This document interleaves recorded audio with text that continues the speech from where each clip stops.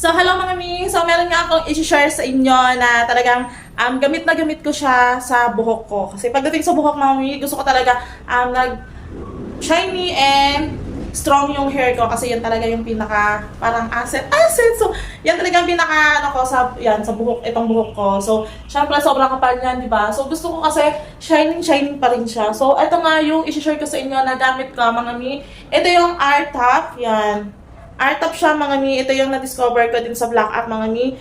So, gamit na gamit ko talaga siya. So, pagkatapos ko mga maligo mga mi, nilalagay ko siya. Then, yan, patak lang ako ng 3 patak. Then, lalagay ko na siya.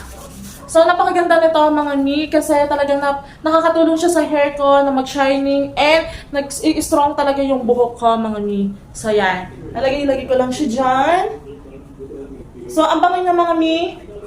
So, kung comment nyo rin mga mi, lalagay ko ang link sa comment section tsaka dyan sa yellow basket ko. So, alam niyo na. So, yan, lalagay ko lang siya. Sobrang ganda nito mga mi. Nakakatulong talaga to sa hair ko. Yan.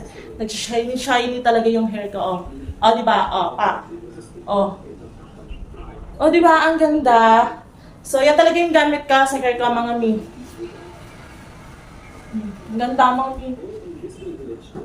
Oh. 3 patak lang yung nilalagay ko. So, swak na yun sa hair ko. So, yan.